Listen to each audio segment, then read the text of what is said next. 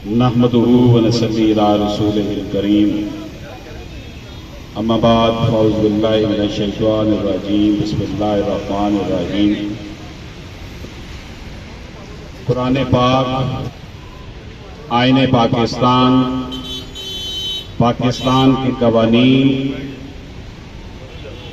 میں یہ واضح طور پر کہا جا چکا ہے کہ مرزائیت کا اسلام کے ساتھ کوئی تعلق نہیں ہے۔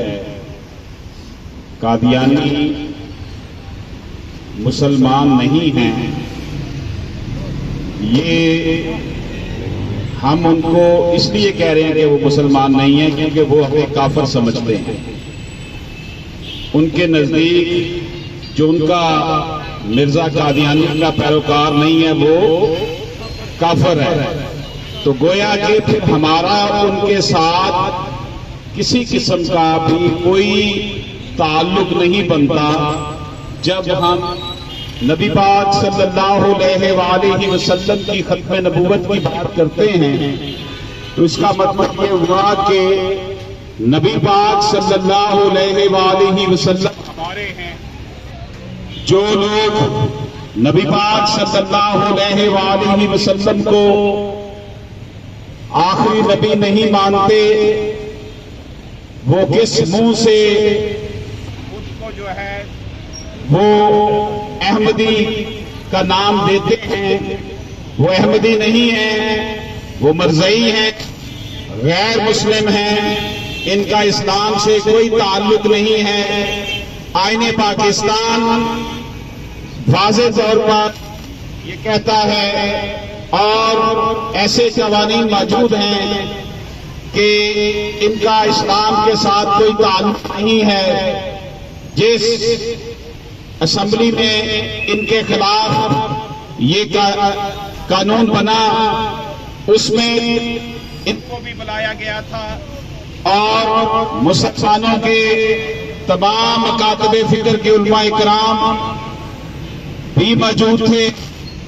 بحث و مباحثہ کے بعد ان کو پورا موقع دیا گیا کہ یہ اپنا موقف بیان کریں، اور چشم فلک نے یہ دیکھا کہ اس بھٹو کو جسے لوگ نہ جانے کیا کیا کہتے ہیں، ہمیں اس سے کوئی غرض نہیں، اس کے دور میں ختم نبوت کا قانون بنا اور یہ فتنہ جو مسلمانوں کے اندر گھس کر نبی پاک صلی اللہ علیہ وآلہ وسلم کی عزت و ناموس کے اوپر نقب لگا رہا تھا، جو سیدھے سادے مسلمانوں کو اس حوالے سے بہکا رہا تھا اور ان کے ایمان کو ختم کرنے کے در پہ تھا، اس حوالے سے قانونی طور پر بھی جو ہے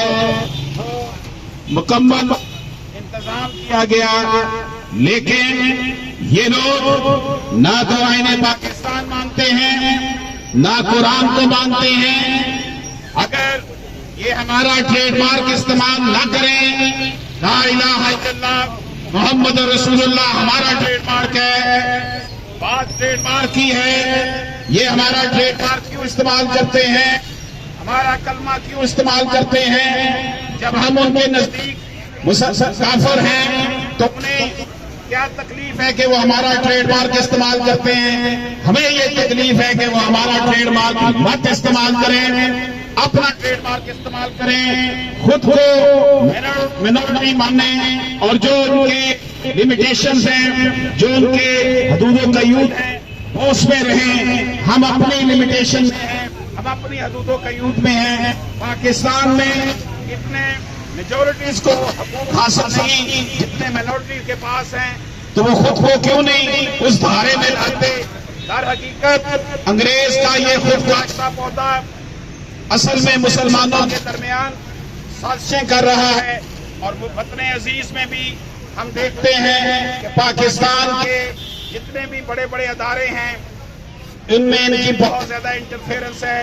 لیکن یاد رکھیے گا کہ پاکستان کا بچہ بچہ ممتاز قادری اور غازی نصرالدین شہید بننے کے لیے ہر وقت تیار ہے۔ نعرہ تکبیر، نعرہ رسالت، نعرہ حیدری، تاجدار ختم نبوت زندہ باد، تاجدار ختم نبوت زندہ باد۔ قادیانیوں کا جو یار ہے غدار ہے، غدار ہے، قادیانیوں کا جو یار ہے غدار ہے۔ نبی پاک صلی اللہ علیہ وآلہ وسلم کی ناموس کے اوپر کوئی کمپرومائز نہیں ہو سکتا۔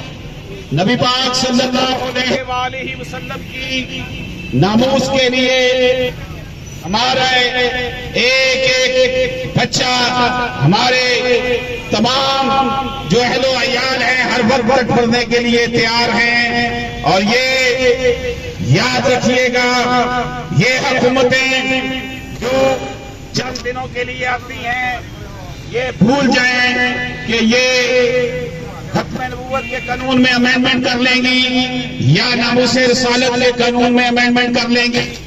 یہاں پر نبی پاک صلی اللہ علیہ وآلہ وسلم کے دیوانے بستے ہیں۔